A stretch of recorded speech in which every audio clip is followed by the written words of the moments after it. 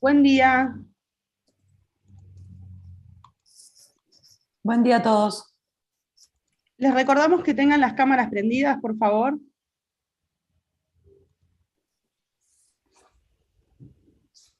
Buenos días a todos, ¿cómo están? En nombre del equipo docente de REC, Registros Colectivos, proyecto académico del Grupo de Viaje de la generación 2014, tenemos el placer y el agrado de darles la bienvenida a esta conferencia de Bêka y Lemoine, que nos estarán contando sobre su proyecto Homo Urbanus. Videoartistas, productores, cinematógrafos. Bêka y Lemoine tiene una trayectoria de 15 años vinculada a cinematografía, a la arquitectura y la ciudad. Han sido profesores invitados en Harvard, Columbia, la Architectural Association de Londres, etc.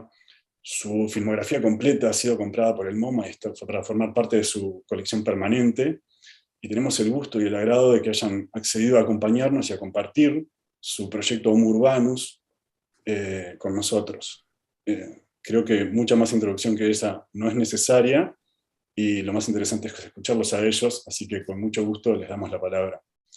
Ilia, Luis, thank you for being with us, and the floor is yours. Please go ahead. Hello, everyone. Unfortunately, I will not follow in Spanish. I understand Spanish. Ila speaks more than me, but yeah, this is not I don't feel so much at ease, so we'll switch to English. And let me, if I can share the screen. Okay. Wait. Hold on, wait just a second. I have to. Well, sorry. Can you confirm that you see our screen? Yeah? Okay. Yes, we can see. Yes. Super.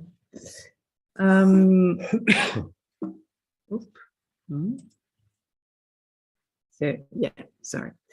So, first of all, hello, everyone. And a great thank you to all of you for this invitation. We are very pleased to contribute, even in a very modest way, to the preparation of this amazing journey you will soon do.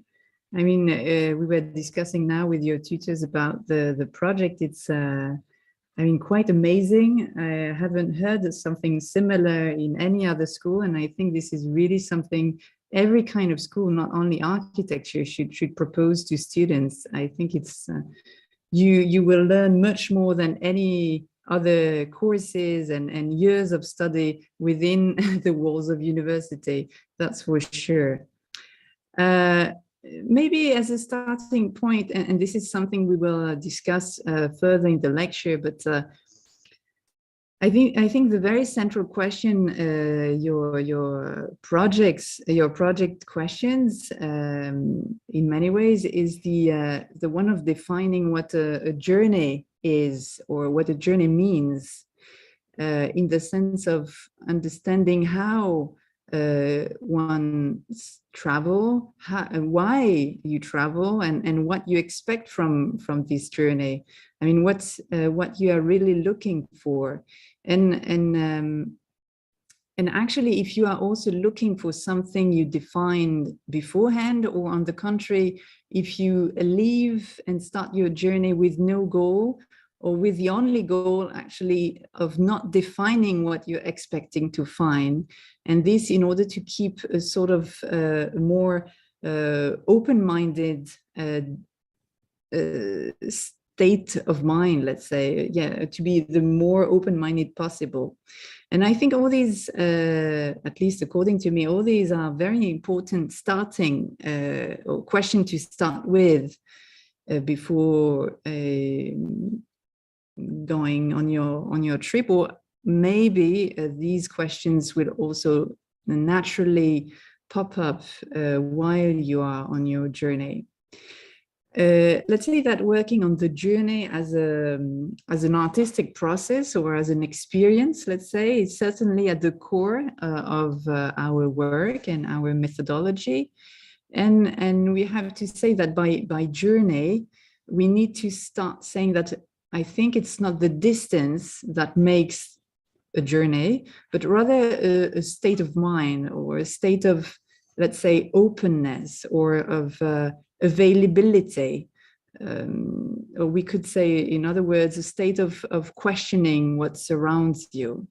So this means that you don't need to go far away to travel, but on the contrary, you can become an explorer even of your most familiar environment, let's say.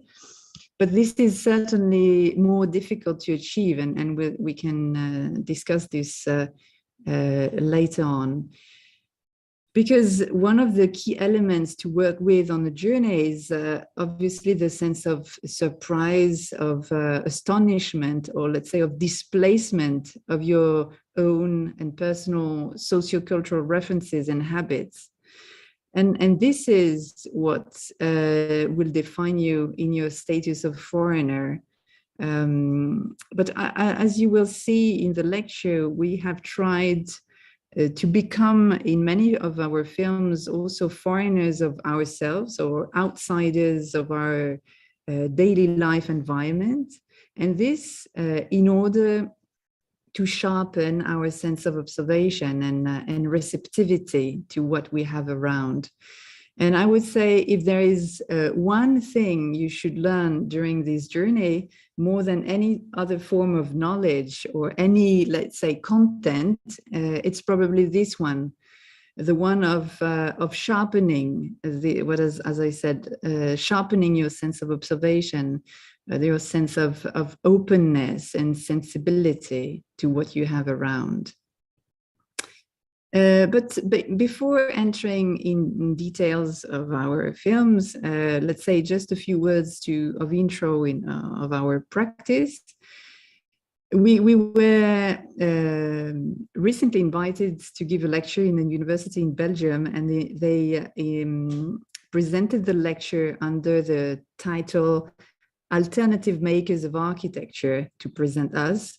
And I have to say that we feel rather at ease in this sort of blurry status of outsider of architecture, because let's say that the work we've done over the years really sits at the crossroads of various disciplines from which we freely borrowed. It can be either a process, a method, a form of expression. And we made something personal out of this, and the disciplines we borrow from or we are in between of could be on one side documentary cinema, but also video art, obviously architecture, but also social sciences. So let's say that to introduce briefly or to present us briefly with one word, I would rather use the word observer, because it defines quite well this sort of paradoxical position of being in and out of the discipline at the same time, discipline of architecture, let's say. And so as two observers of architecture, the idea, the leading idea through all the films we've made was to use cinema to question the relationship we develop as human beings with our surrounding space. And this surrounding space being on various scales, obviously, from the scale of the domestic to the scale of the collective housing, to workspaces, and up to the scale of public space or urban scale, let's say. And the main effort we've made through the years and through this cinematographic research has been the one of replacing people, let's say the human beings, at the forefront of architecture's representation. And this in order to question architecture in its role, but also in its impact from a more anthropological point of view. rather than a more, let's say, aesthetical or an historical point of view. Today, the talk will be focused, obviously, to answer your needs and to follow also your project. We have made a selection of projects more focused on urban space or public space, let's say, and obviously this idea of confronting yourself with unfamiliar environments or cultures, because these will obviously be situations you will find yourself confronted with very soon. But let's say that we will also, in order to talk about this project, we feel the need also to replace those films within their origins, or let's say the starting points. So we'll also briefly introduce the very first projects. And what you see here is a sort of overview of our filmography. All films don't appear here, but it's a sort of synthetic presentation of a itinerary or a journey in itself through films. I think we've made something like 30 films now, and the starting point of all these films was really the desire to propose something, or to propose a cinematographic form that could question, let's say, the dialogue and interaction between cinema and architecture, in order to put a critical interrogation on what can be defined as an architecture film. This is a terrifying word. We usually never use it to present our films, because it's a kind of terribly weak and uninteresting cinematographic genre, at least according to us. So that's why, since we collaborate, we have tried to deconstruct all the rules, all what makes an architecture film as we usually know it. And when we started, like a bit more than 15 years ago, an architecture film was mostly a very beautiful, seducing, and flattering communication tool for architects. And I'm not fully sure it has changed a lot since then, but at least we fight, we still fight, and we try to continue this sort of research in order to also invite students to follow this way, in order to enlarge possibilities in the way you represent architecture and space.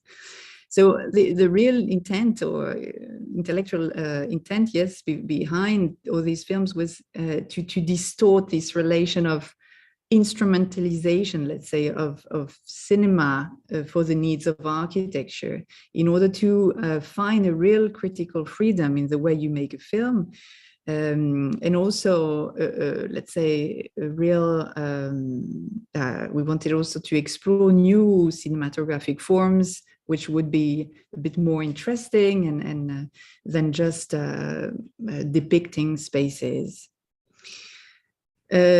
In a broader perspective, we also, let's say, try to put into question how architecture is represented, and to underline its limits and constraints, because and this is a very important point according to us, we have to acknowledge the fundamental role of architectural representation, because it's a fundamental tool of diffusion and of construction of our architectural knowledge, because obviously, as buildings don't travel, the image bring to us this knowledge. And so how you make that image will necessarily imply what you learn from it, what you, so it has a decisive role in shaping our knowledge. And so I think, considering this point, the medium of cinema really offers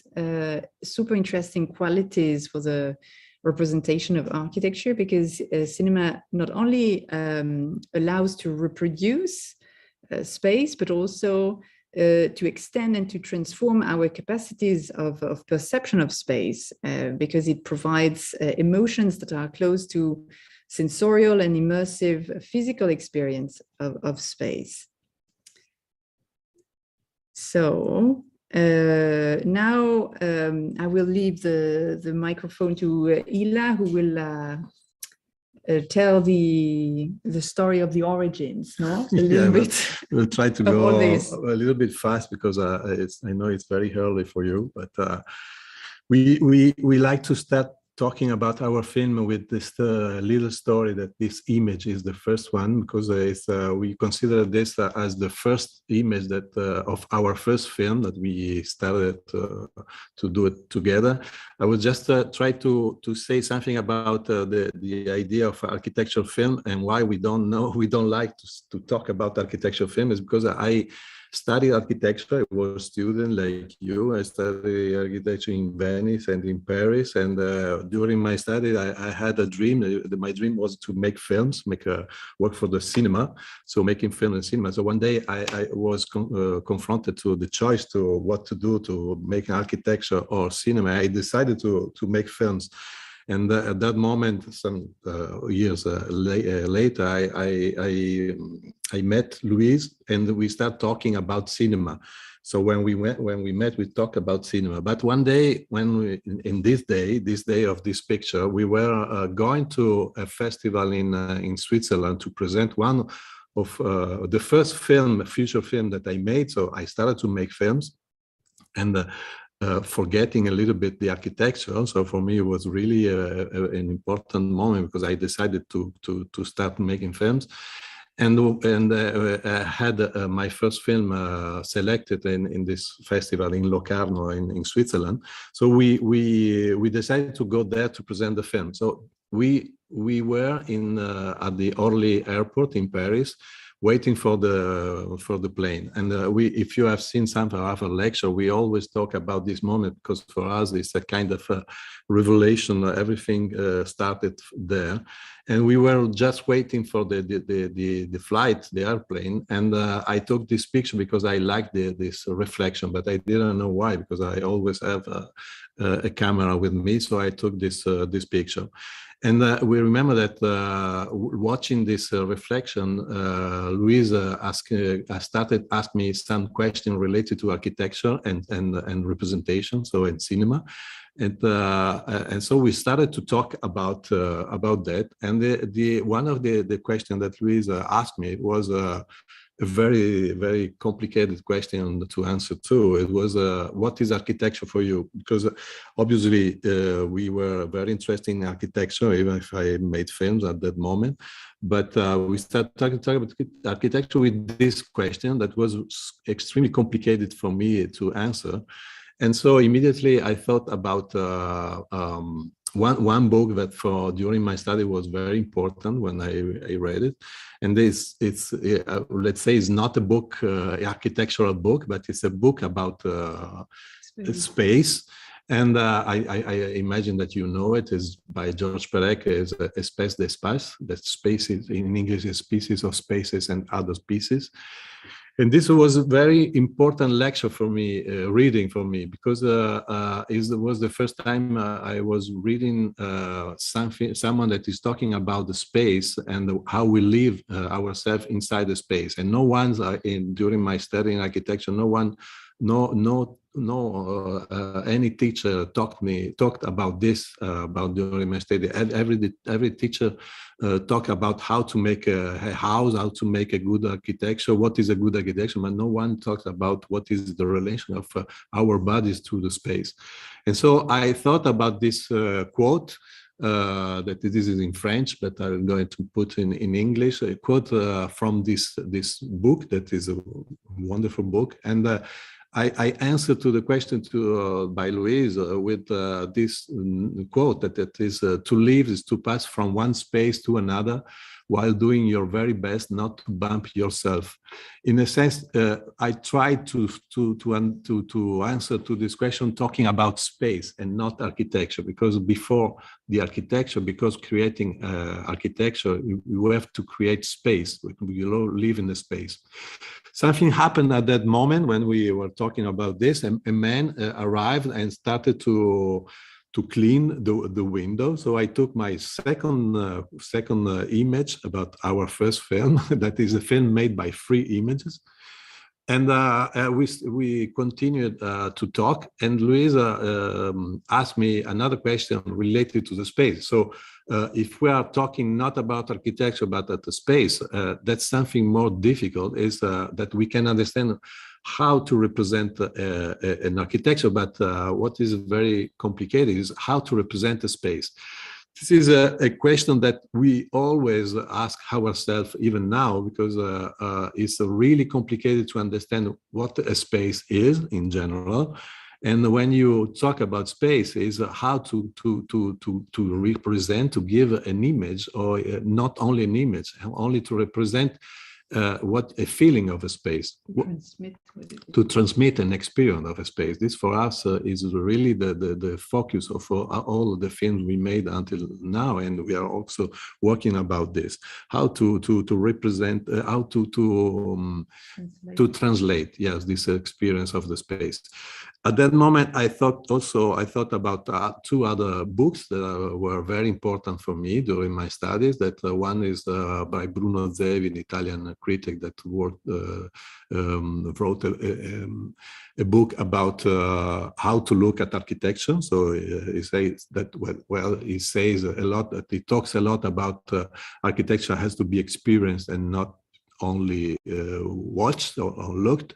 But another one is really important for me is experiencing architecture by Rasmussen. That is a very important book for students in architecture, as I imagine that you know it, where he made a sort of history of modern architecture, contemporary architecture through the experience, through what you can experience inside these places. Louise also taught me about, because she's from Bordeaux, she talked me about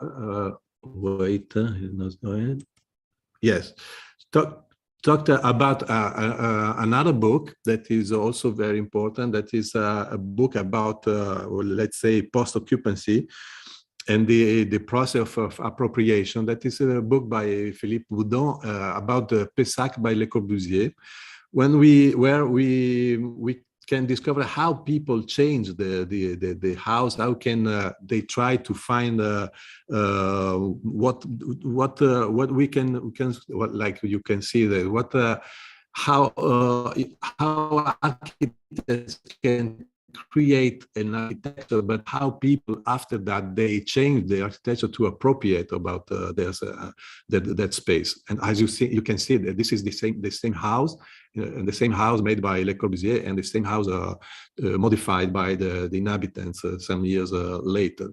And this also was very important for us because from the beginning, because related to a quote, a sentence that Le Corbusier said is, life is always right, it is the architect who is wrong.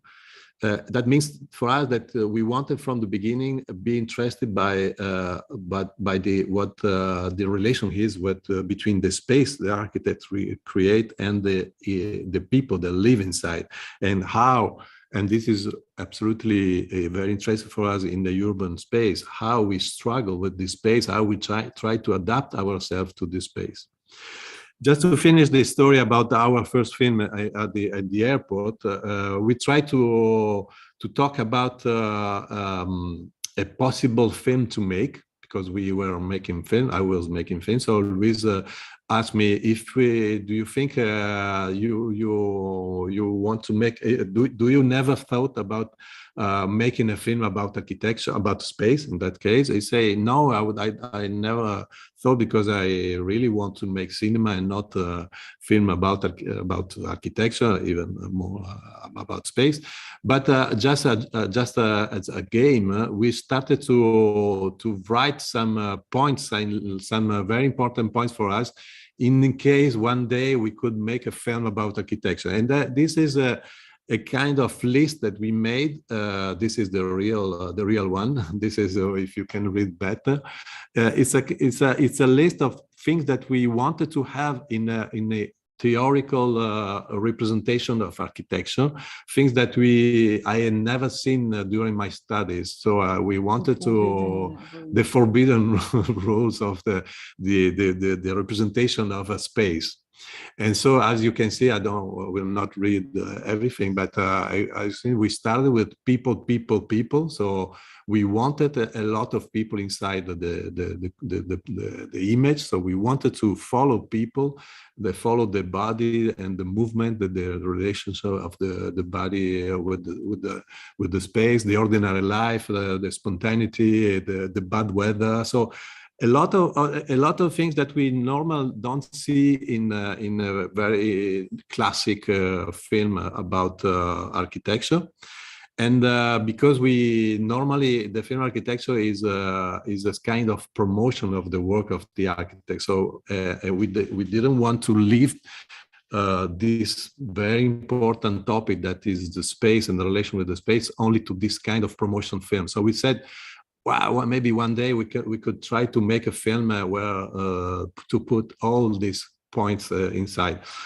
At the end, there's the two last points are very important for us. Is the emotion of space. Emotion of space. We wanted to talk about the incredible power that architecture has, and not all architecture, but the creating space has.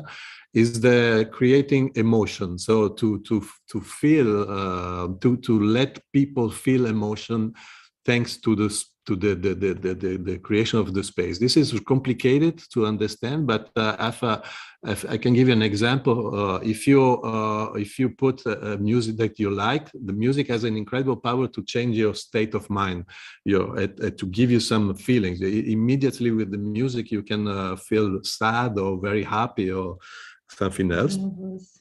Nerves, but this is also possible with the space, and all the architects I think they forget that this is possible. Another point is a spatial memory. I try to go very fast. I feel Louise and say go fast. So I'm talking very fast, but I'm talking a lot. So I will talk meno. And so the spatial memory is important for us because it's at the base of spatial memory. I would not talk about the brain, all these kind of things, but at the beginning of our discussion about films and how to make film, the first thing we said, we don't want to create a film like normally we make films, so with a script, with the beginning, a development, and at the end, like all the films you can see in cinema. But we wanted to create a structure of the film relating more to our memory. So how memory works? The memory works thanks to the relationship between neurons, and this is a scheme that we found about the relation between neurons. And we tried to put our list of points in the same way to create a kind of graphic script of a theoretical film that we could make one day. Louise maybe will talk about a little bit better later about this. And at that moment, talking about this, the last image of this first film made by 3 images was there. I took this picture of this man washing the window, cleaning the window, And we had a revelation there, because it's a kind of ironical revelation, a sort of epiphany, because we saw the saint of maintenance in this image, and we said this is the kind of image that we never see in a film related to the space. We never see this kind of people working and maintaining the architecture and moving inside the space. So we said, wow, maybe one day if we have to make a film about all of this, this could be the central character of our films. And Louise said, yeah, but I know someone that could be like a character like this. I know a fantastic lady, a Spanish lady, working in an incredible place in France. So maybe one day we could imagine to make a film with it could be really the central character. And so some month later, we decided to make our first film, that is this one. I don't know if some of you have watched this film. It's a film about this lady that is the housekeeper of a very, very important house architecture in the contemporary architecture, that is this one. This is the house in Bordeaux made by Rencolas. This is also this one. And we had the opportunity to stay with her for 15 days, and we just stay with her to understand how she moved in this space, how she related herself in this incredible architecture. So the film we made is a film 1 hour long. Maybe now we are talking about film, so I can show you a little extracts. It is just the beginning of the film. It's 1 minute. It's just the beginning.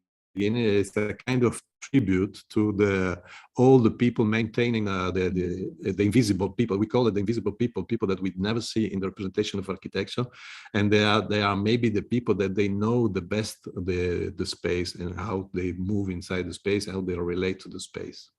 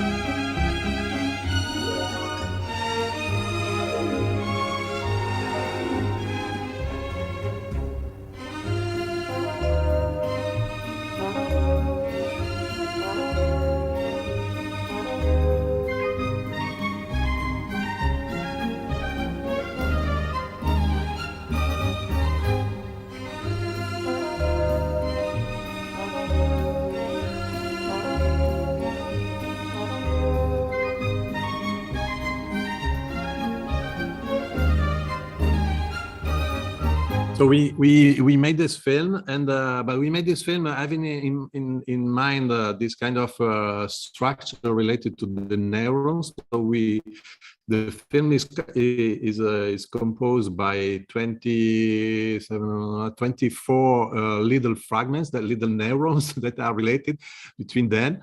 And so this is a kind of memory of the moment that we experienced with Guadalupe Acedo, that is the name of the lady, and the 15 days spent with her in this house. This is a very important film for us because it was the beginning of everything. Because thanks to this film, or maybe also because of this film, we are still making films about space.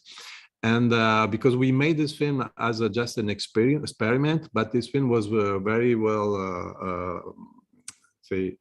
received by the public. We presented a little bit everywhere, and so we decided to go further with this kind of work and make other films. Alois talked. This was the first one. We made more than 30 films.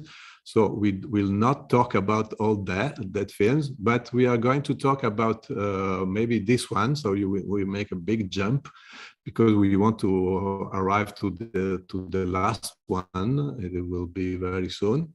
Don't worry. This and now about public spaces. Yes, and we talked now about 24 hours. I don't remember the name in English. 24 heures sur place.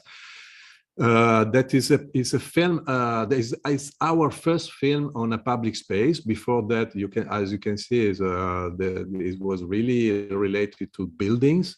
And with 24 hours surplus on the spot, on the square, we spent 24 hours on a square in Paris, this Place de la République, and we tried to understand how this place worked during one day. So it was very tiring to make the film because we didn't sleep for 24 hours, but we started at 7 in the morning and we finished at 7 in the morning the day after.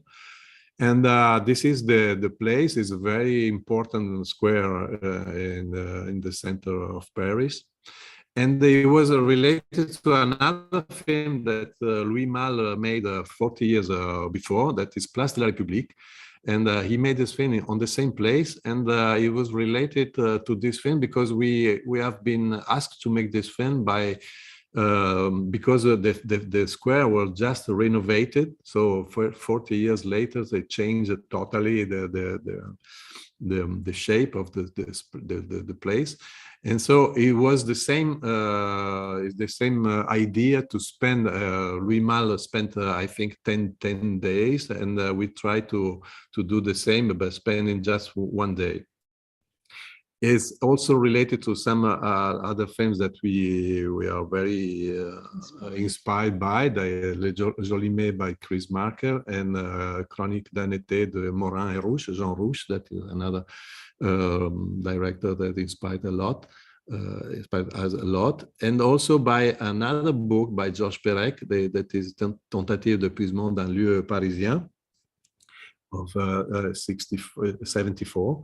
That is an attempt to exhausting a place in Paris just to observing. So it was really a kind of an exercise of observing for a long period, observing what is happening around you. And so these are some images by, we met a lot of people, obviously, we talked a lot with them and we discovered a lot of things. And this was really these are the people that we met during the 24 hours. And it was really a next sort of experiment to go outside and try to understand how the space of the urban space, the space of the city shapes the behavior of the people that live and pass by.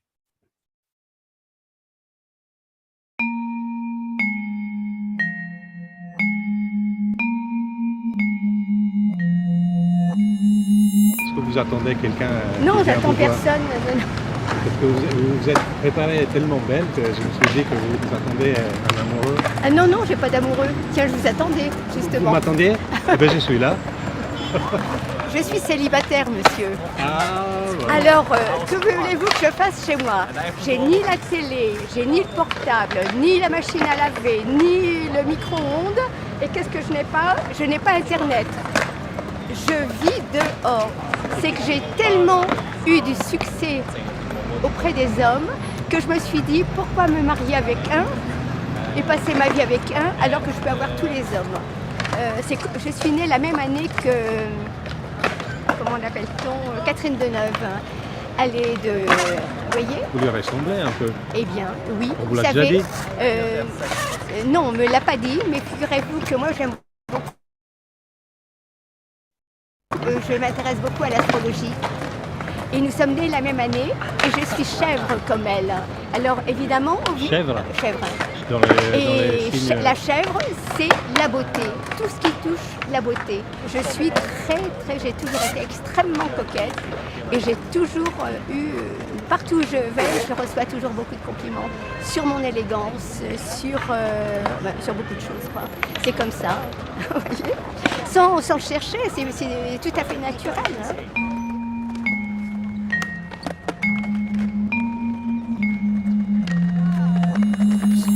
So it's just to talk a little bit about this film. I think it's a good experiment to stay for a long time on a place, even if nothing is happening. and just staying there and try to talk to people. And that's maybe for us was absolutely interesting to understand how we can change the relationship and the perception of a space. Just stay for a long time and talking with people, talking about anything. You can just maybe it's an experiment that you can do it when you're doing your travel, and stay for hours in the same place and watching what is happening, and try to interact with the people that they stay there. After that, we made another film also in a public space in the city of Bordeaux, that is Voyage autour Journey Around the Moon. And that's what we found. Something. And this is the place. So we made a sort of map of during the film. You can watch it, see it in the film. So we just to put the points where we met people, we saw things. So it's a kind of diary. It's a kind of diary of also 2 weeks spent there. And during the 2 weeks, how we read the space, this big space that it was much more bigger than the place in Paris. For this kind of work, we had also other references in mind. That's one wonderful book that is by Julio Cortázar and Carol Dunlop, Les Autonautes de la Cosmoroute. I think in Spanish is Los Autonautas de la Cosmopista. And that is it's a travel, it's a journey from Paris to Marseille. And is happening during the long of the highway, going south from Paris. Another one is Les Passagers de Roissy Express by François Maspero. That he takes the metro, and goes for 50 kilometers from north to south of Paris. So yeah, maybe this is a little not the next step.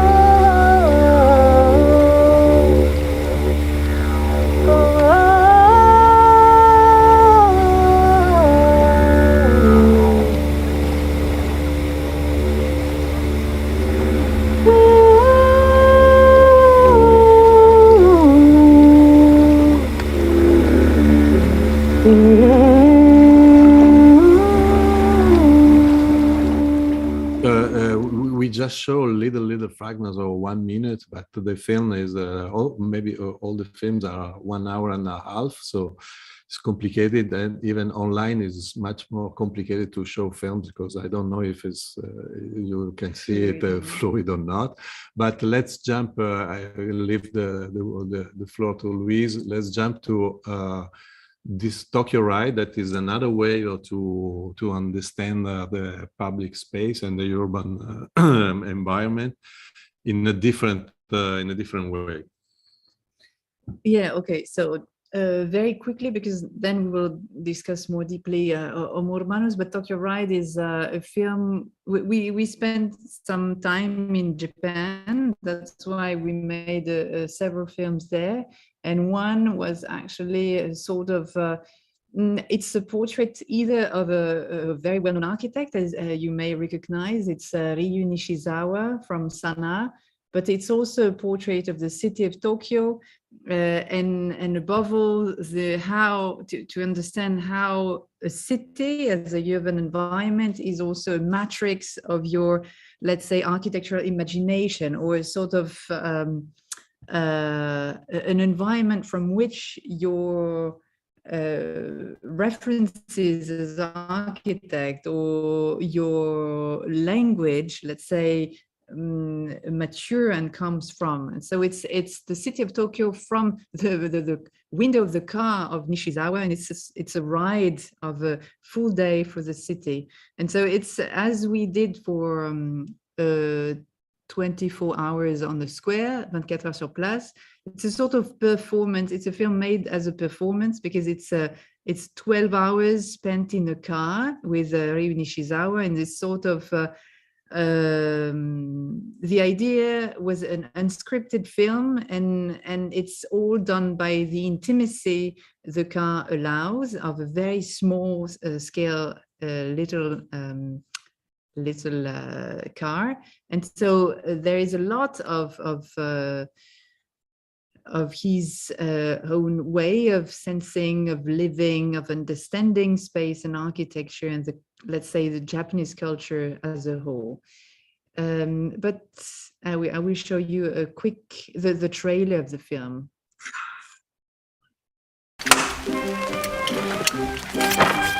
Where do you want to go? Where should we go? I guess not.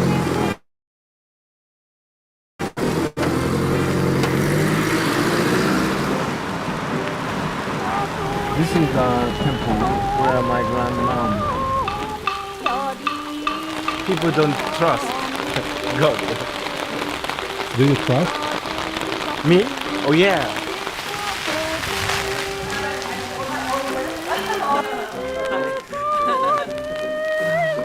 Thank you. She was really nice. Like her. Sejima-san's mother. I'm really influenced by her. Very similar. Yeah, sometimes I saw some small photo and I thought, oh, my photo. And then I realized, no, it's not me, but...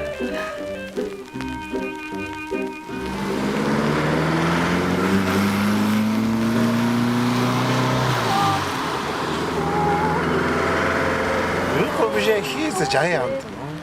He is the greatest architect, I think, in the 20th century, I think.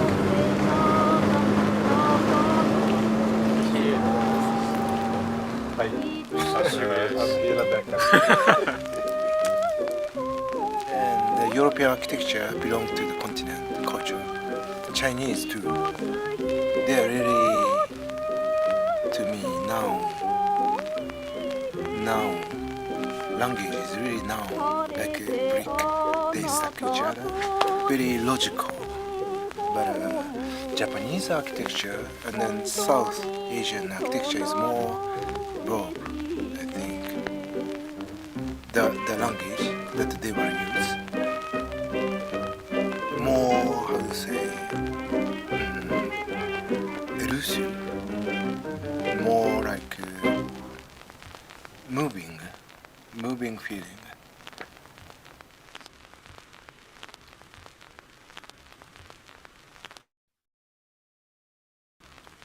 Okay, so the reason why we have, before discussing Homo Urbanus, which is a vast project in itself, but we thought more useful, or let's say a good starting point also for you to reflect on how you will structure or how you will document your journey. It's the idea was to show you several films that deal with the same effort of being confronted with an environment you want to depict or you want to translate into an artistic form, because I think an important element is to invent a sort of, let's say, an artistic protocol, or let's say a methodology. And so each of the film we briefly evoked now, each one puts forward a certain, as I said, a certain protocol. So on for instance, 24 heures sur place, we used the time constraint, the time limit of 24 hours in order to condense this effort of understanding a place, going towards the others, etc., within that frame of 24 hours.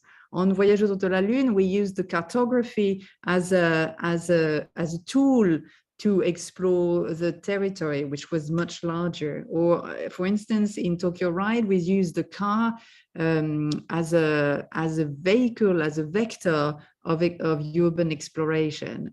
And now we will enter into Homo Urbanus, which uses also the walk as an artistic process, but we'll discuss this a little bit further. So I really recommend you each time or to think of how to construct or how to structure your, if you have the necessity of translating your journey into a form, how you put, you structure this around an artistic protocol, let's say, let's call it like that. So Homo Urbanus, it's a quite vast project. It's probably the largest project we've been working on, at least in the, let's say, the more developed way, because it contains now, it's composed now of 10 films, 1 hour almost each. So it's 10 hours of films shot in 10 different cities of the world. You see the various titles here, and we call it, to make it short and to evoke this sort of oceanic proportion of the project, that it's a sort of cinematographic odyssey. It's a journey around the world in various stops, as you will do also. But our stops, the cities we've chosen, are not necessarily scientifically chosen to create a sort of global panorama in a very rational way or scientific way, because the cities, as you see, are very different in terms of either scales, but also historical context, also socioeconomical situations, cultural conditions, and also political conditions. But I think each city is in itself an incredibly, can be a reservoir, a matrix for super interesting questioning. So even if these are very heterogeneous in terms of choice, each one of these cities is a laboratory where you can observe, let's say, the daily struggle of the urban dweller with his environment. As it's a very large project, we tend to present it more as a video installation on in large places. You have one example here. That's probably another view of the same exhibition space, or this one, for instance. So we tend to, obviously each film is an entity, but we tend to really present it and discuss it more as a whole. So in a comparative dynamic between the films, because we are more interested almost by what happens in the in-between spaces between the screens, and what all these films gathered from these various cities say together, let's say.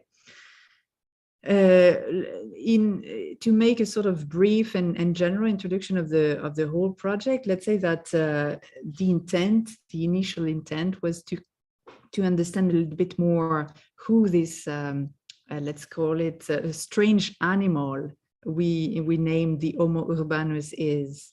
The films look at our informal and also very spontaneous behaviors and ways of being and inhabiting the city, and the way also we use and relate to public space, because the films are mostly shot in the streets, and we tend to conceive the street as sort of large stage in which you can, with a careful observation, you can read the hidden cultural rules of each city. And these rules obviously govern the way we behave, we relate to each other, and also we relate to the space we share.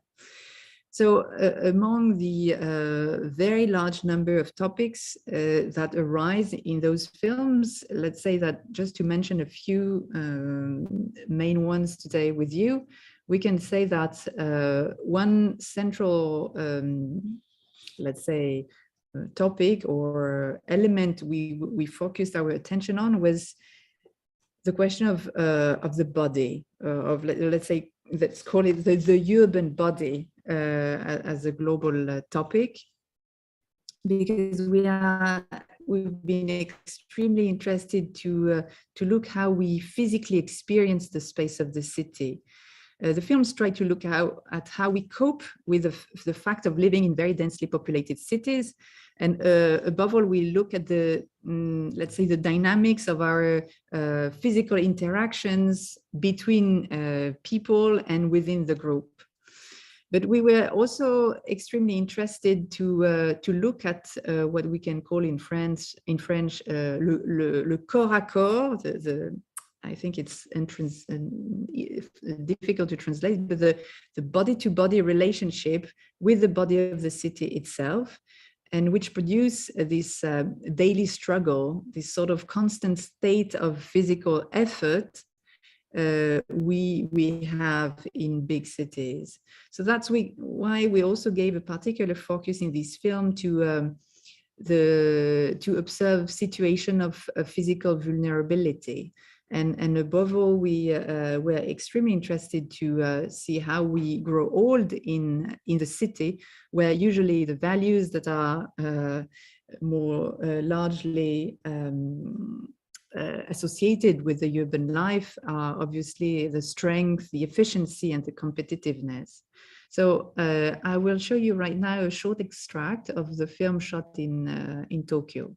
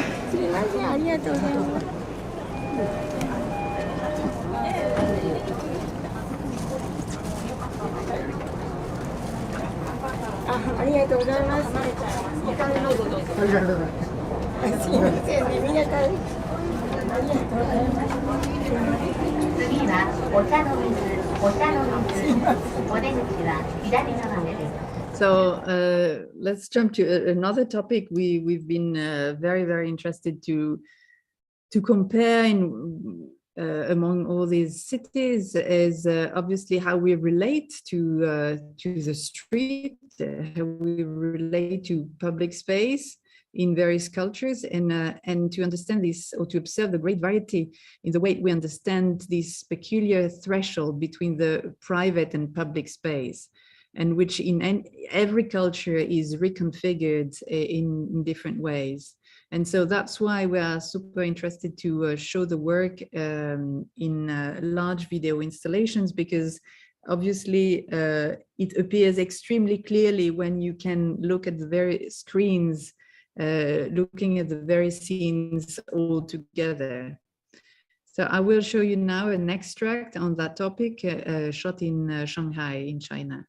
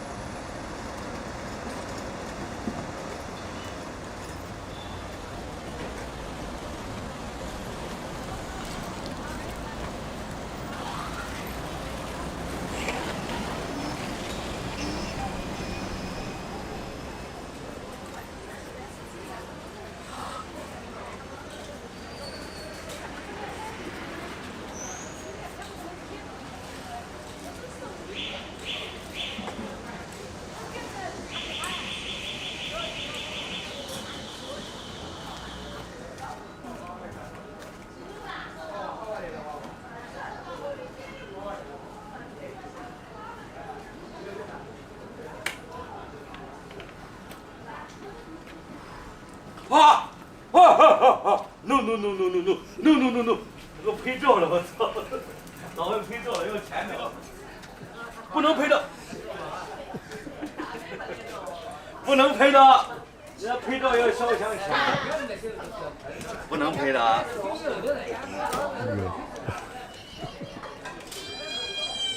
好了好了，小宝宝。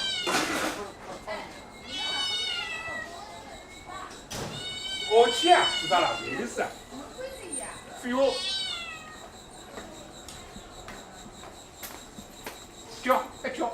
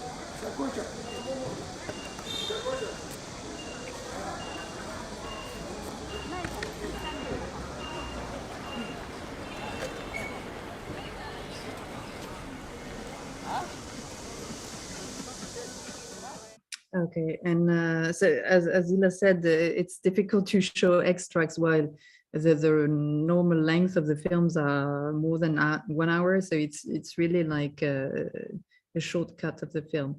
And another extract we wanted to show you today is one shot in Venice, where we are currently living, because another topic that comes from in a bold way through the films is the relation, obviously, to natural elements, and in particular way how let's say the influence or how the effects of climate and our, let's say, natural environment at large, how it influence and shape the way we behave and our cultural habits.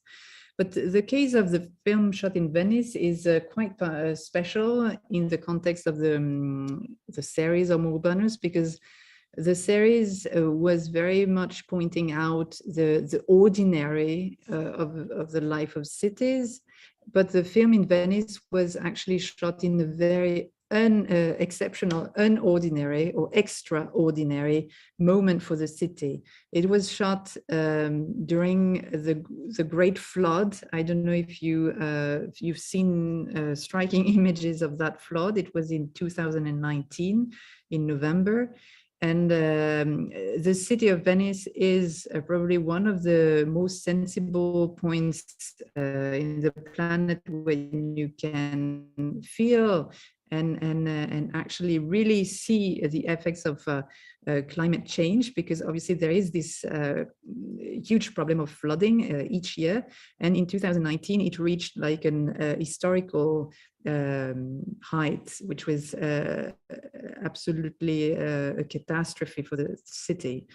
So we followed the entire phenomena, which lasts like a week, and it was extremely interesting to see how something which was initially received by the tourists as a sort of additional attraction, touristic attraction, because the film is built like that, as a sort of a growing nightmare. Initially, tourists see and photograph the flood as just a Disneyland, and then at the end, it's a rush to escape the city.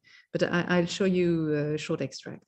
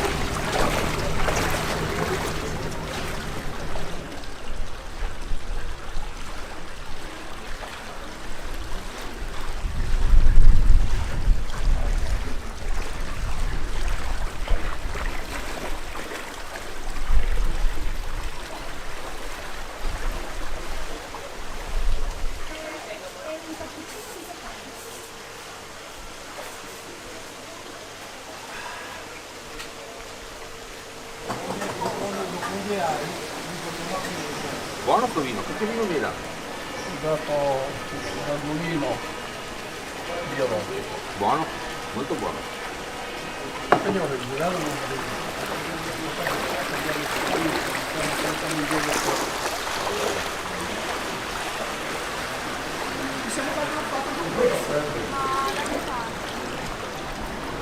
A te. Ciao. Ciao, ciao. Cheers. All'acqua.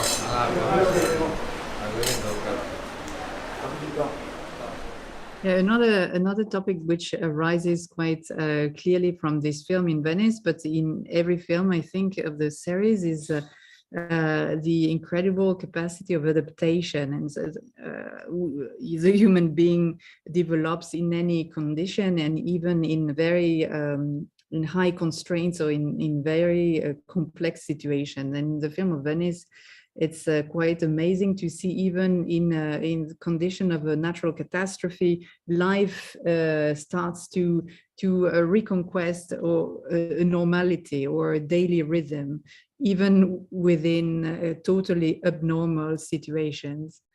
I will go a little bit faster now, but we wanted to mention a few quotes that could also be kicking your imagination or make you think in your own project. Michael Gallagher is an Austrian documentary, and not only documentary, but his documentary were absolutely mind-blowing. Filmmaker from Austria. He died a few years ago. He said, filming a city is one of the most challenging things you can ever do. You'll start to walk and observe, but you'll be immediately confronted to the enormous concept of nothingness. This we mentioned this quote not to despair you or not to depress you right away, but it's quite interesting, because obviously this is something you will be confronted to immediately. This sense of everything is possible, or there is so much, there is such an overwhelming quantity of topics, elements to take into consideration, that in some ways it can be also so stressful that you feel the idea totally useless. But we try to transform this, let's say, sense of nothingness into, on the contrary, in a positive way, in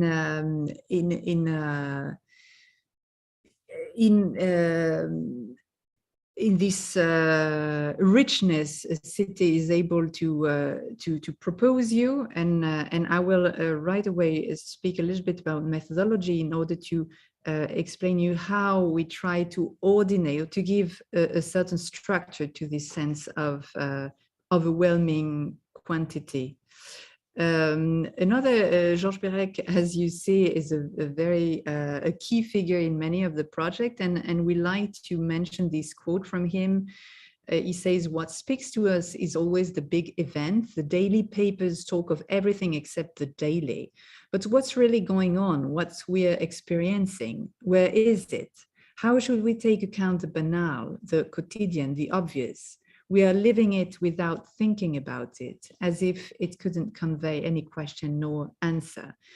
Let's say that this quote followed us from the very first film, about this idea of giving attention and focus to the overlooked, to what we have just in front, to our very daily routines and habits, because we usually imagine that a topic worth to work on in a film should be like an extraordinary topic, whereas if you just sharpen your attention and sensitivity, marvelous is everywhere, even just in front of your eyes and next door.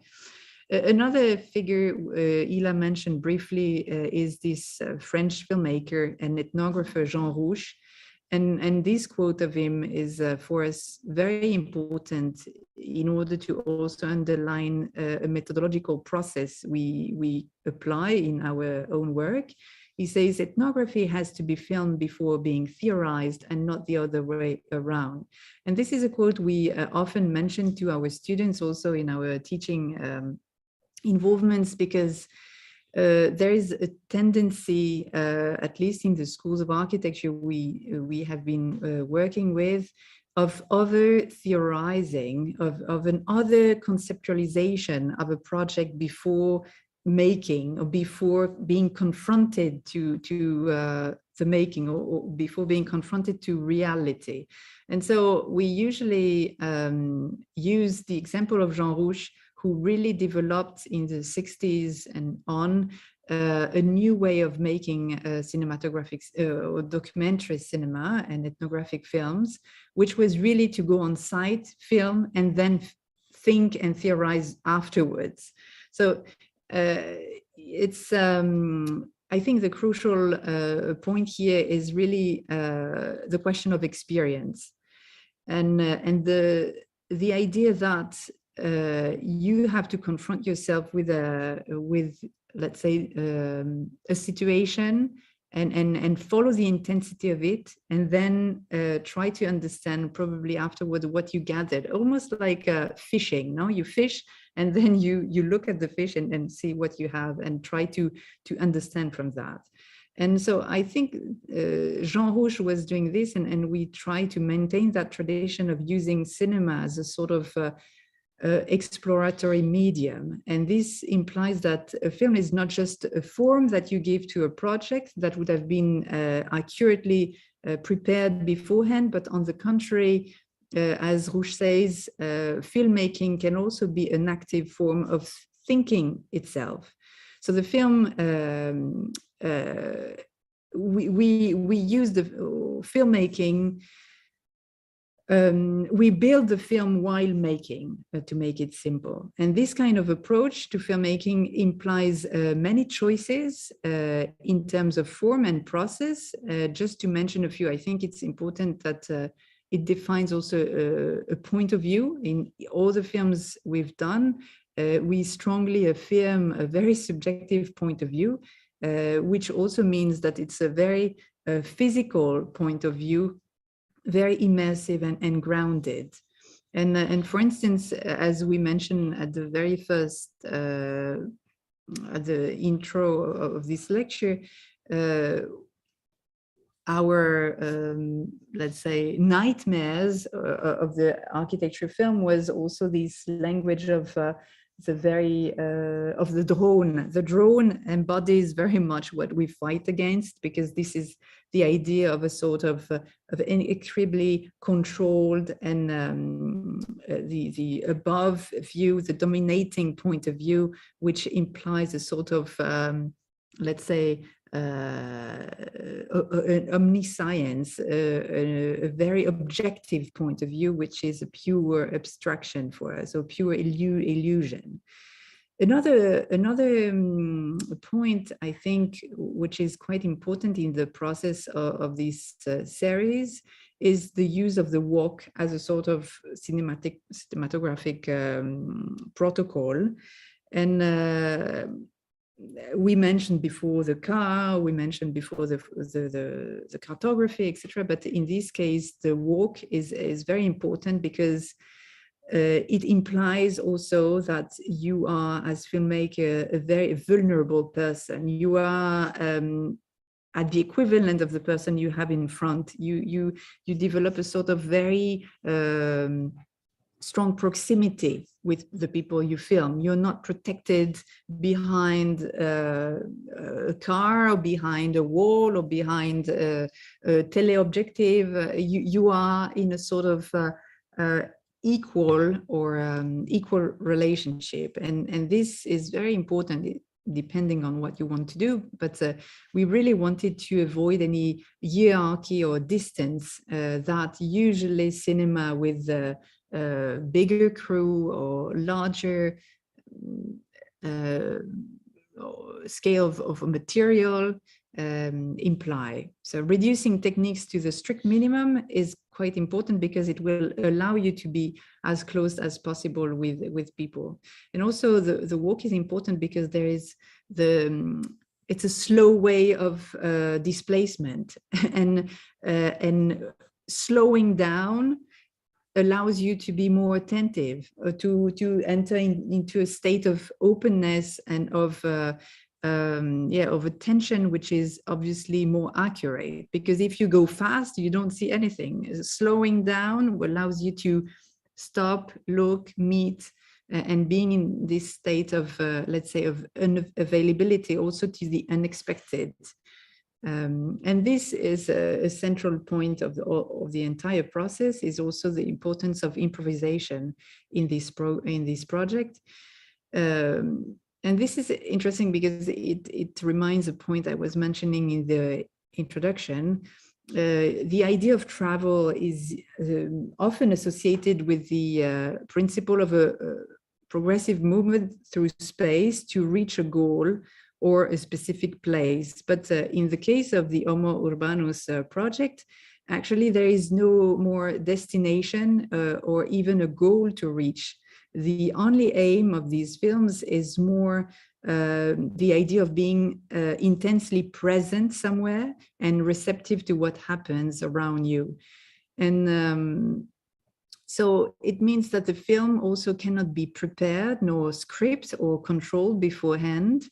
But at the same time, improvisation doesn't mean that you don't, there is no preparation at all. And that's why I would like briefly to show you now a sort of preparatory sketch, or what we call a graphic script. We have developed this practice of drawing our films rather than writing films, because we very much like this, let's say, dynamic of system of connection, and relation and association among topics, rather than the rigidity of a script, which imposes necessarily a hierarchy, a temporality, and let's say the timeline as a sort of structure of power in some ways, or a structure that imposes rigidity. So we very much prefer this kind of dynamic and fluid way of composing films, and even it respects also the way we edit films. And so we use this sort of scheme on which we wrote many of the topics we were interested by, and we in each city we go, we also add points and make more bold points, etc. So this was in Bogota. Just to leave the project, I'll show you a brief extract of the film shot in Doha, in Qatar.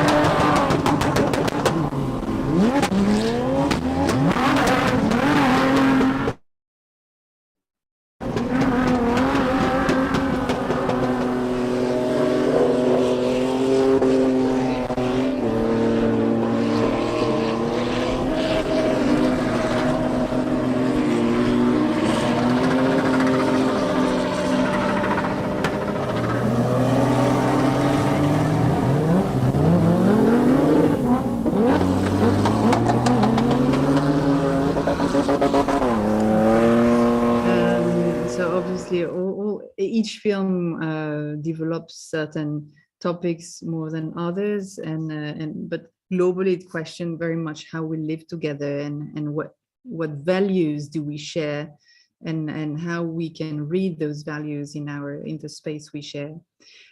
In order to conclude this lecture, we wanted just to use this very famous quote from Winston Churchill. You probably all know: "We shape our buildings, and afterwards our buildings shape us." We usually quote this sentence because it's expressed in a very efficient and condensed way, sort of universal idea, which it's at the very center of what we've been investigating since our very first film, I think, which is trying to understand these complex relationships we develop with our environment at large, environment understood in all its ramification, let's say. And also we are extremely attentive and curious to understand how we all of us are influenced and shaped and stimulated also by the built environment we live in. But to Churchill's quote, we like to add a sort of extension, which could say the way we represent our buildings also shapes the way we build. And this is, let's say that from the starting point of all this research, we've been extremely interested to observe the relationship architecture also was developing with its own representation. And so we constantly are interested to question the role and the responsibility of the image in architecture, and how this representation conditions our understanding and also our knowledge of that discipline. Because as I mentioned initially, we have to consider that image being still or moving is obviously one of the main immaterial vector of diffusion and of knowledge of architecture. So that's why we consider that it's at least the reflection and a critical questioning towards the way we represent architecture and our surrounding space is really crucial. We hope it's been not too long, and we thank you for your attention. And we are here for question if you have time. Wait, I'll quit the, wait. Okay. Thank you. Thank you very much for your time and your great lecture. We are going now to enable the microphones. So if the students want to make any questions, they can.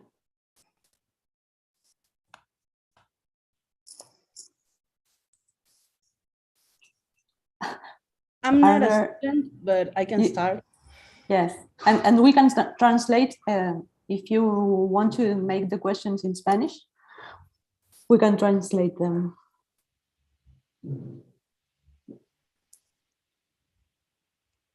Break the ice, Lucia. Okay. Yes. Not as a student, but as a teacher. I will travel to UK, France. I don't know how to say Holanda. Netherlands. Netherlands. Okay. Copenhagen, Oslo. With Gaston, and we will be traveling a lot of road trips. So we were thinking to do some exercise based on 3 different movies or books. The first one was based on the book Exercice de Style de Raymond Queneau. Se llama Ejercicio de Estilo de Queneau, ahora después lo escribo, chiquilines. So this book, it's like 99 retelling stories about the same fact. which he plays with the different points of view and different styles to retell the story. The other was about the same event, like Rashomon. Rashomon es una película de Kurosawa muy importante, muy vieja, en la cual hay 5 personajes que se encuentran, hay una mujer, un hombre, y es la misma historia y cada uno cuenta una historia distinta. And the third one will be, there's a book, a little book, that is called A.S. in D.S. from Alison and Peter Smithson. They jump in a Citroën 19, and they travel from the study to their garage. And there was no air conditioning in that time, so they travel with the windows open. And they make a photograph of the trip. So how do you think about proposing little exercise to the students? So we stimulate different, so we can experience and edit the filmings. Sorry about my English. Je parle beaucoup mieux en français, mais... No, but maybe we may have different points of view, but first of all, I really like the references. I think they are really good starting points, and we also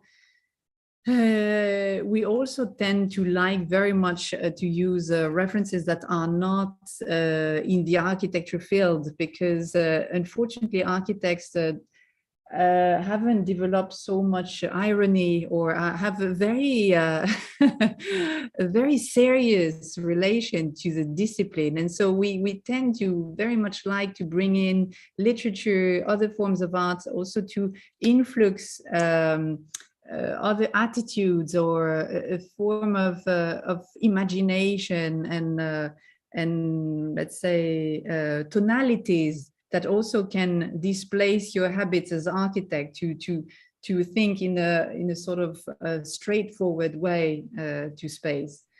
And I think what is very efficient if you are numerous is to in a very simple way is to take one single, it can be a square, let's take the example of 24 heures sur place, like the Republican la Place de la République in Paris. You can take one interesting public space, and each of you has defining a time frame, which is like one day or like half a day. I don't know how much time you can have together, and to have the constraint of producing. It can be, a film takes a lot of time to do, but it can be like a photo essay or even a text to write. But the idea is that each one of you, with your personal background, personal life, love stories, sensibilities, family stories, etc., will see and stop at different things. And it's obvious that if you are like 150 or 100 people, 100 different stories will arise. And that's very interesting, because you will be in the very same spot at the very same time, but in the same way, at the same time, you will not pay attention to the same things, because obviously a place is, it's all about interacting, no? A place is, every one of you will see it, but through, let's say, your memory, your emotions, what makes you someone unique, no? And so a place is not a place which has one definition, but it's a place through your eyes. And I think, or at least that's the way we are interested to work with students, is only the way you as an individual can tell me something I didn't see. So I really think it's interesting to have these comparative views on one single place. Yeah, the name of the academic project of our journey is Collective Records. Because of that, we believe that, and going back to your presentation, you were talking about objectiveness as an illusion, and maybe not trying to be objective, but trying to form a constellation of subjective opinions. It's a more reasonable and more realistic approach, or more interesting even. In that sense, you also talked about filmmaking as thinking, and I would like to, if you can further explain your method into capturing this, turning nothingness into everythingness, or this filmmaking as thinking, this I think a sort of hands-on approach to filming. If there's a method to that, because it seems that if there must be some sort of a methodic approach to understanding a city from that perspective,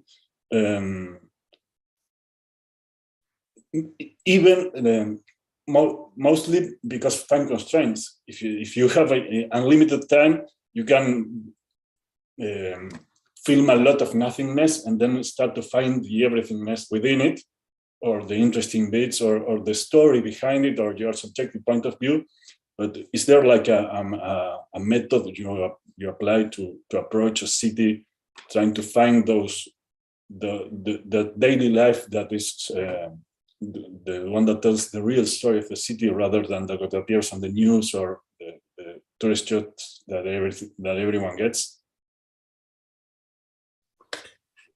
Yeah, passing from nothingness to everythingness is maybe this is for me the key, because I always give this example. If that could be also an example, an exercise for students, for everyone, is that if you spend 2, 3, 4 hours in front of a white wall, at the beginning you think that it's just a white wall. You say there's nothing to see. What I have to say about this white wall is just a white wall.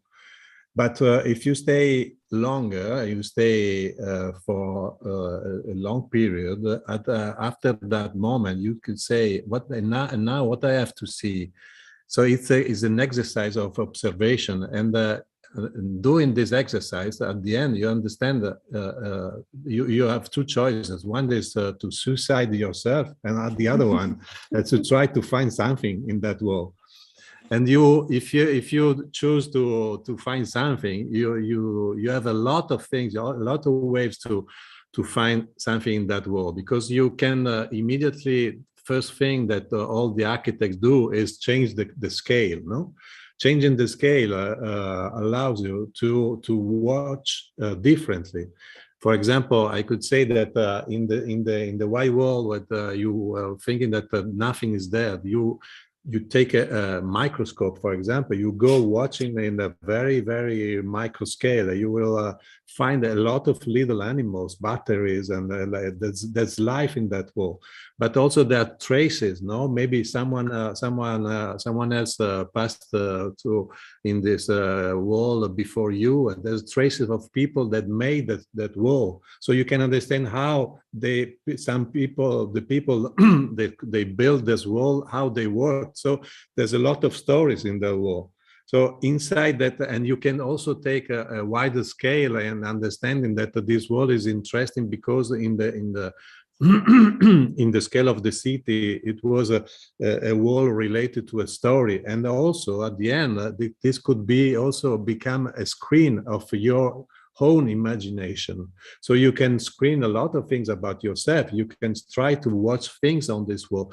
So just a white wall could become incredibly interesting. Is something that we always do, and we started to do it.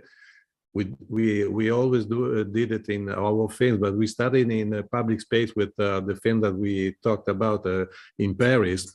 And we stayed there for 24 hours and said something has to come out from this place.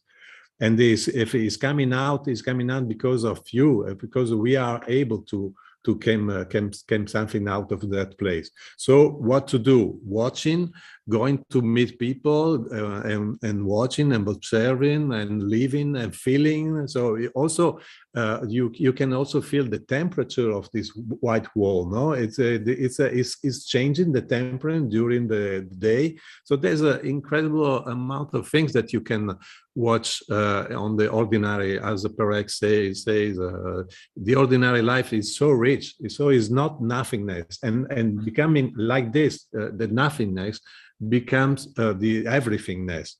And when you have the everythingness, is what is interesting, as Luis said, is your personal choice, because everything is possible in front of you. And now I'm interested in what you choose. And I'm sure that if you ask to 100 students to make a film or take a photograph or talk, that's better, talk about this white wall, you will have 100 different stories, no?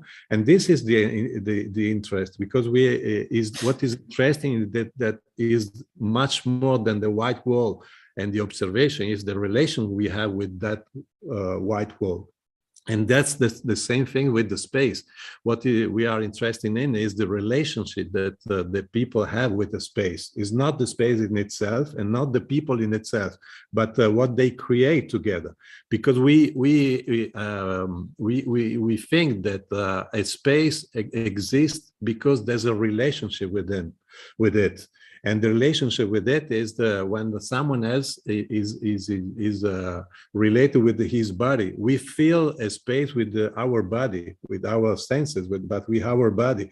So a space, as Leibniz said, exists only when you are related to that space. Otherwise, there's no space. The space doesn't exist. You cannot think about the space if you don't have a relation with it.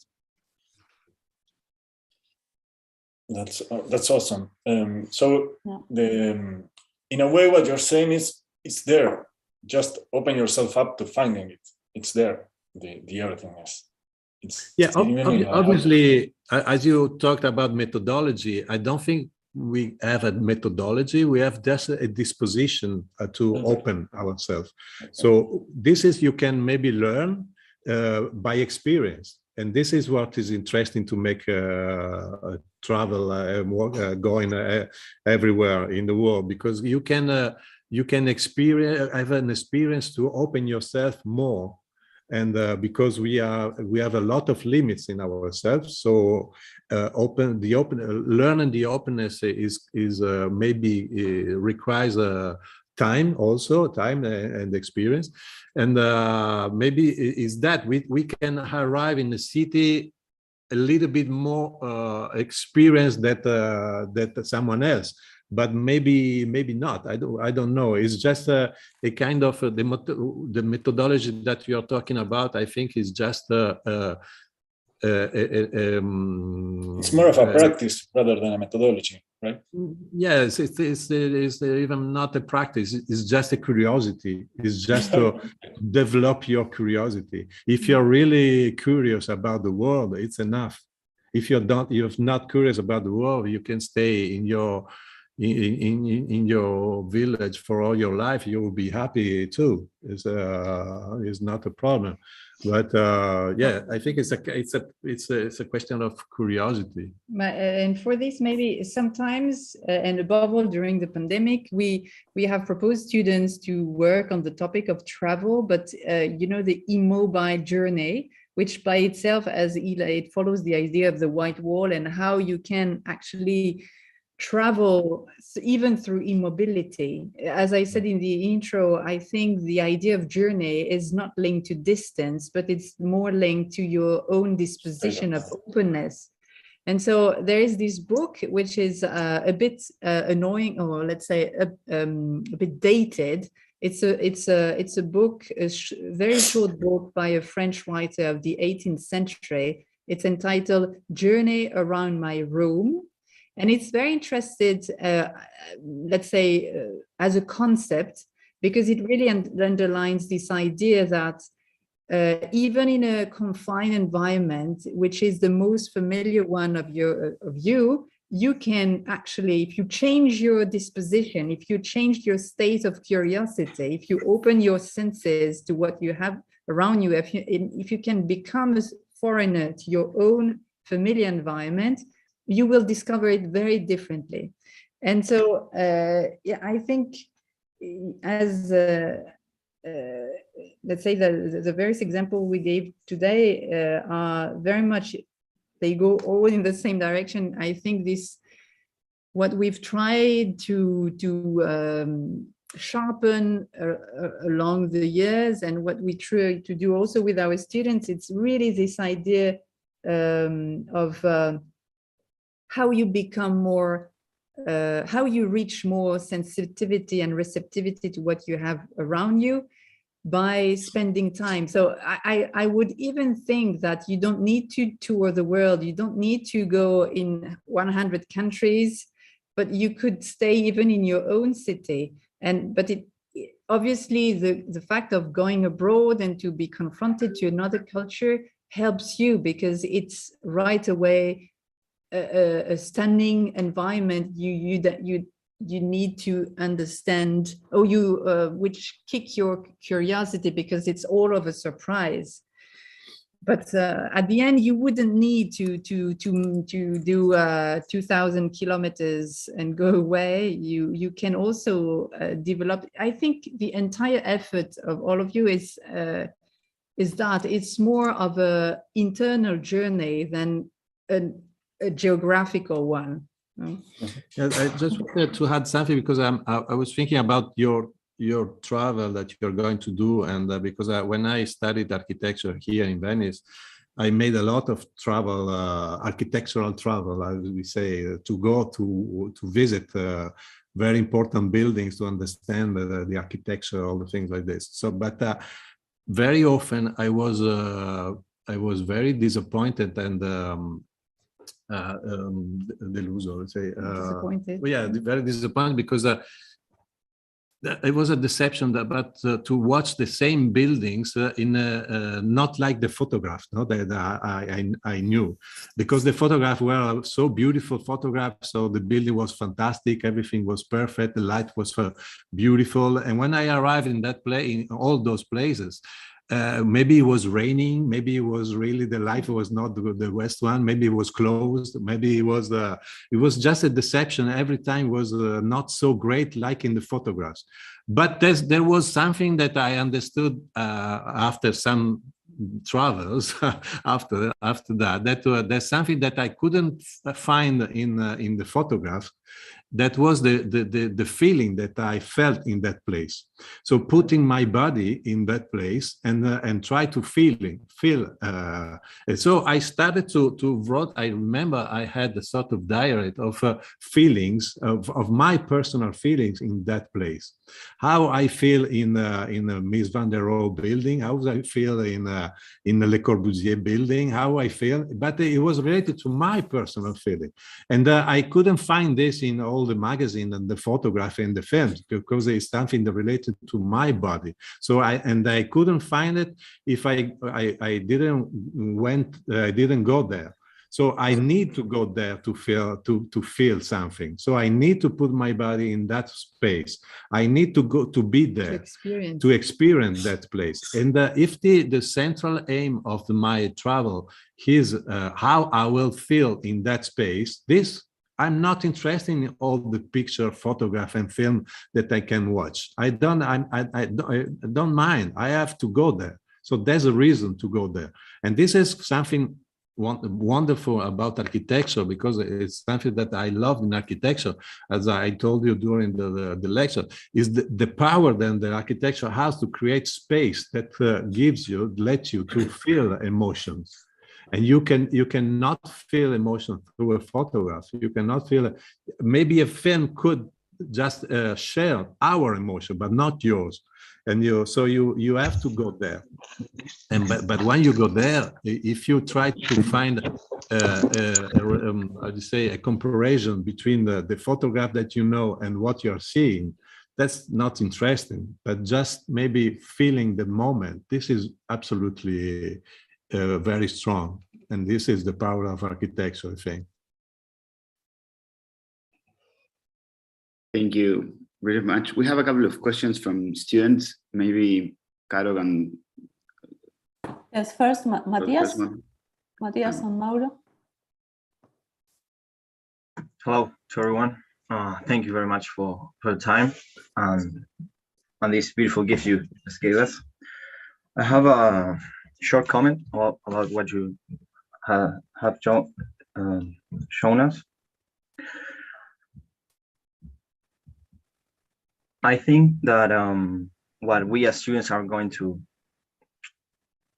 what we should strive for is to not get freezed by nothingness and try to get to somethingness.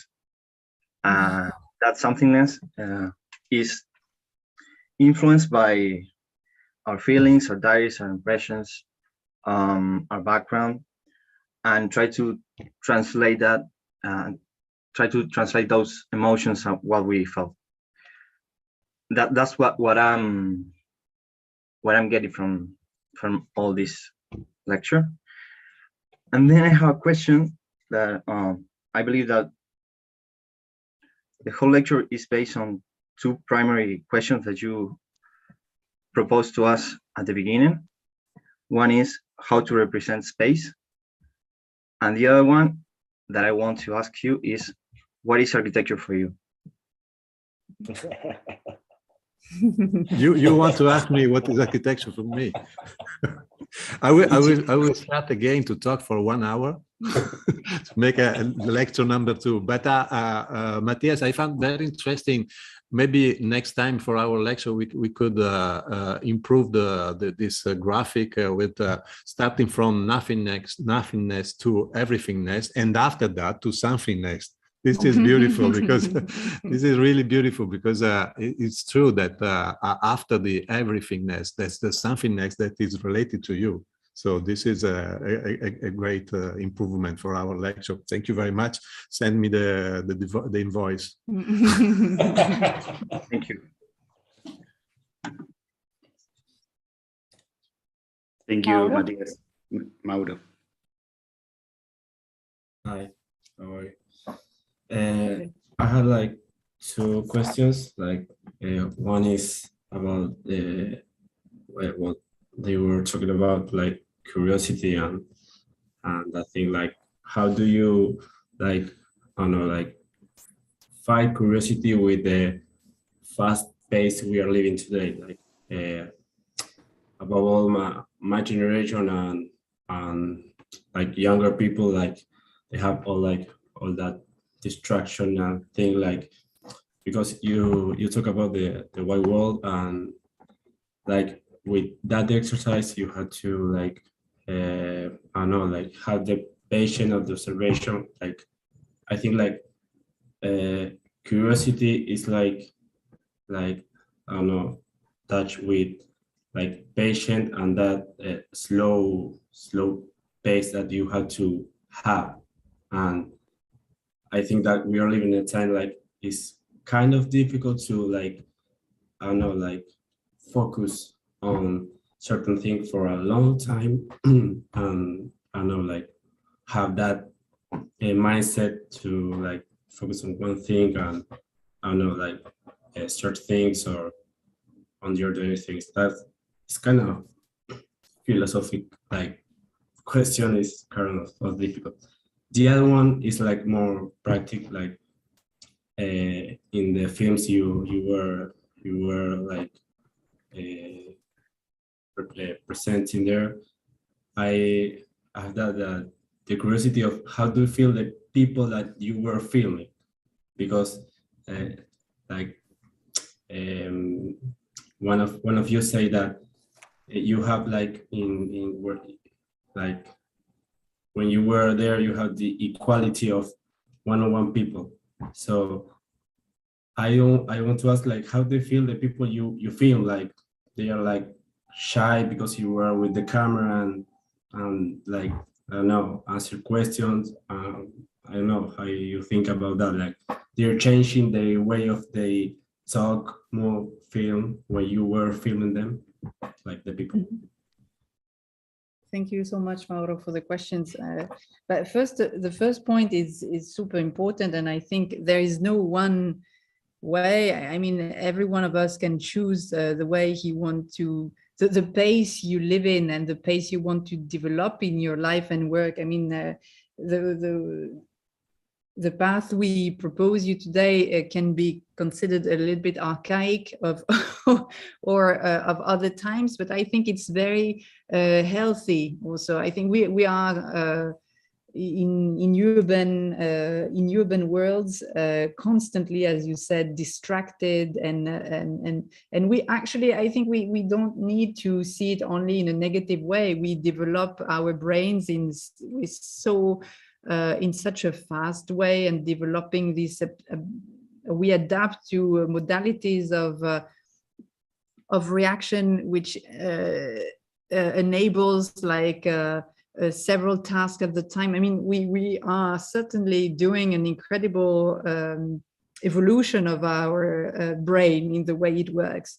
But at the same time, we really feel the need, and that's the sort of training we do ourselves. I mean, we haven't finished the training yet of really sharpening, enhancing our capacities of perception and relation to what we have around. And currently we are working on a book project related to this question of emotion in space and perception, our sensorial relation to space, let's say. And I think that's really interesting because it's a book based on dialogues and conversations with people around the world, architects and artists working on the topic. And we feel that from a culture to another, we are very unequal regarding our perceptive qualities and attention. And for instance, I mean, you know, sort of Occidental, I would say, and it's a bit risky this term, but Occidental way, which is more rational, let's say, or rational, conceptual understanding and approach to knowledge. We have lost a lot of subtlety in perception because we have gained in conceptualization and lost in perception, and that's why in this book we give a lot of importance to an Asiatic approach, for instance, which is incredibly more sensorial and incredibly more delicate and subtle in the way of listening to extremely minute sensorial stimuli.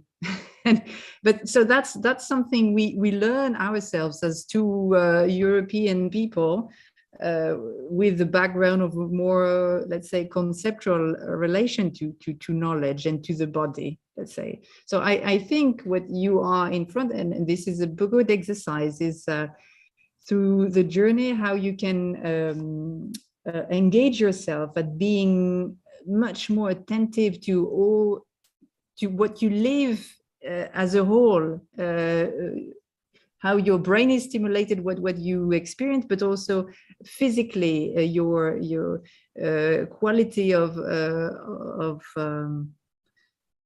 perception in all the senses. And this is a source of incredible enrichment on the human scale, I think. So this is this one point. We are also personally training ourselves each time in each film, and in relation to foreign cultures above all, because this really helps also to understand how weak we can be. Yes, I would just had something that maybe could be helpful. Not to see our society, our life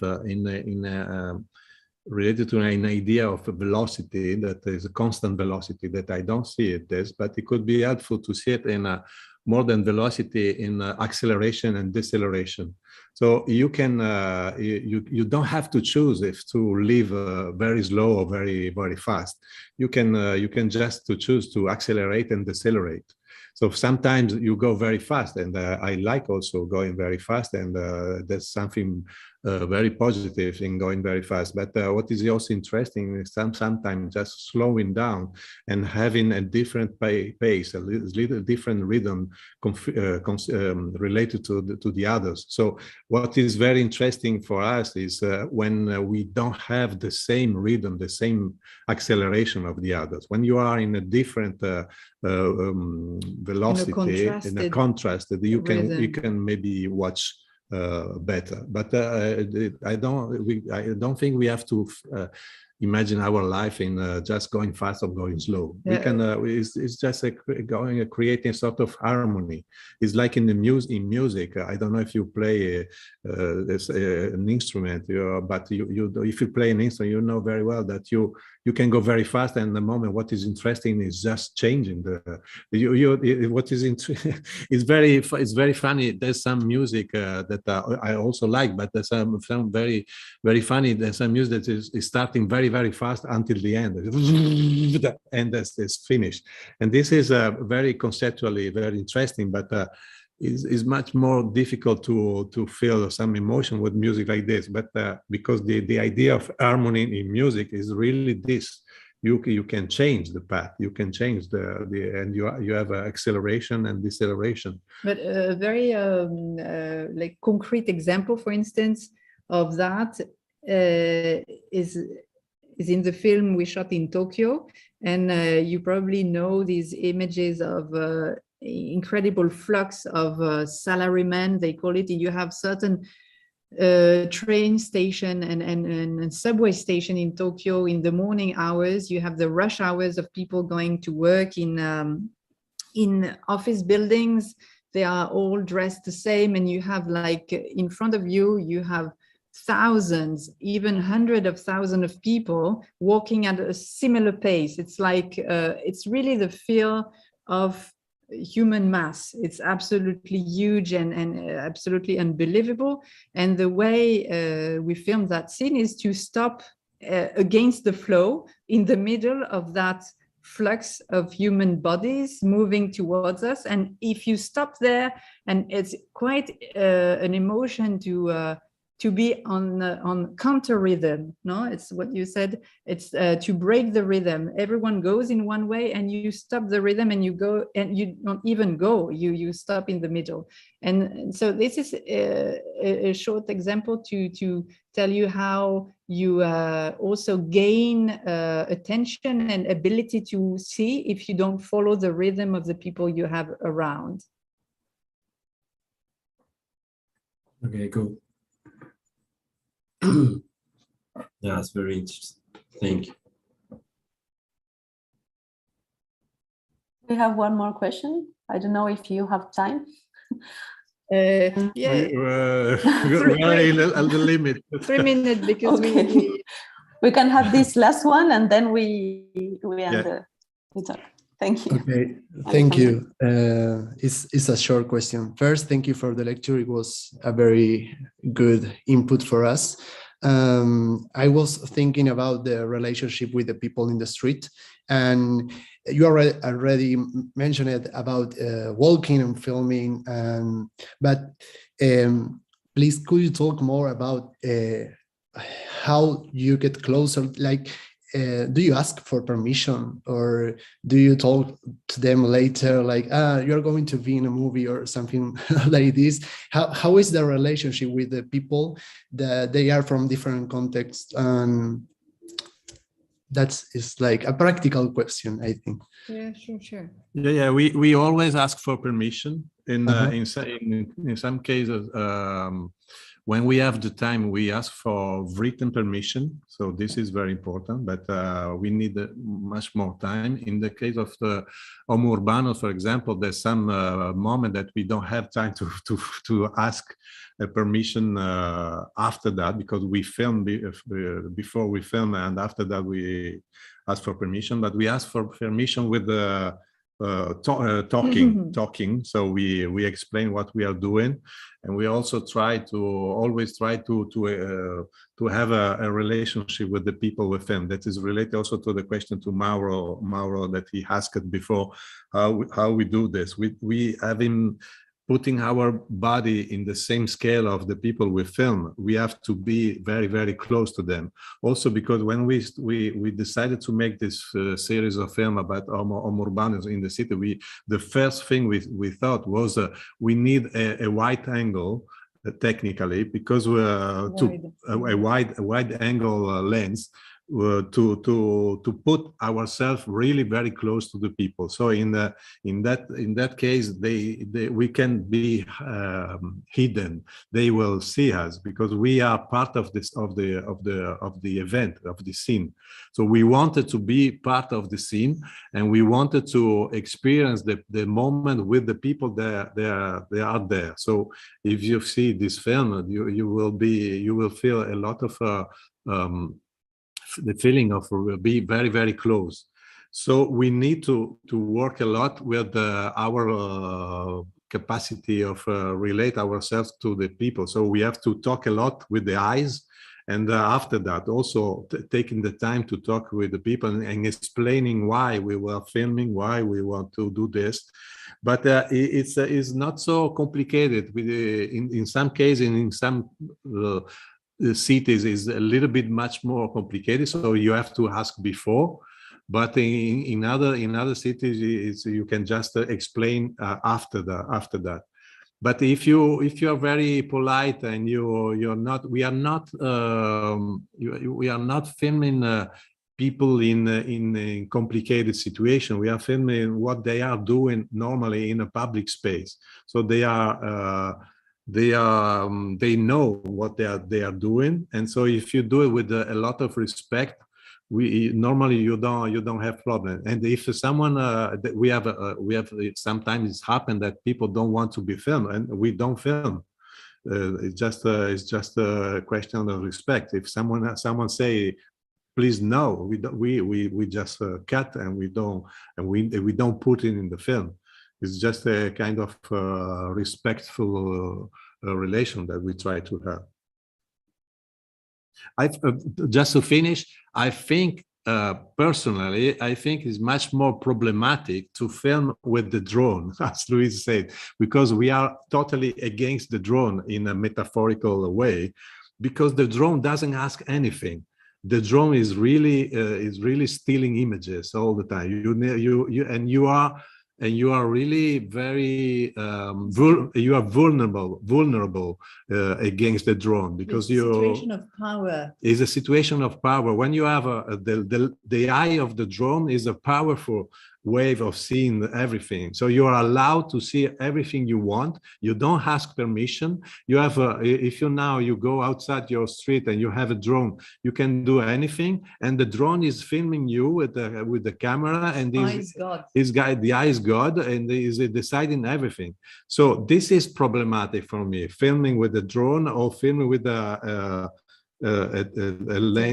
teleobjective, no, from very far. But if you film with a wide angle, very, very open wide angle, you have to be there. So you have to explain what you're doing. You put your body in relation with the other. So you cannot escape from being present, no. And this is totally, and this is also very, very difficult, because you have to accept to be watched. You don't with the drone you watch, but you are not being watched. But when you do with a very wide angle, you are watched like what you are watching to, no. So we can entitle our next book "Against the Drone." No, this is metaphorical. This could be the title of a book we were going to write. It's a book for architects, huh?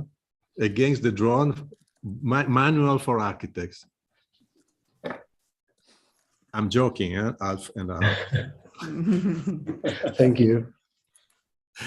Okay. Okay. Well, if there aren't any more questions, we would like to just. Is there any more questions? No. No. Ilia, Luis, thank you very much for your time, for this inspiring lecture. Yeah, it was a pleasure. Commitment, for your your kindness to us and for your joy that you displayed throughout the whole lecture and answering our students. We are more than grateful for all of this, and we hope to see you maybe soon around the world. Yeah. Absolutely. And enjoy. This is the most important thing, is to enjoy your trip. And feel the moment. Yeah. In space. Yeah. See you all. Bye-bye. Thank you very much. Bye-bye. Thank you very much. Bye.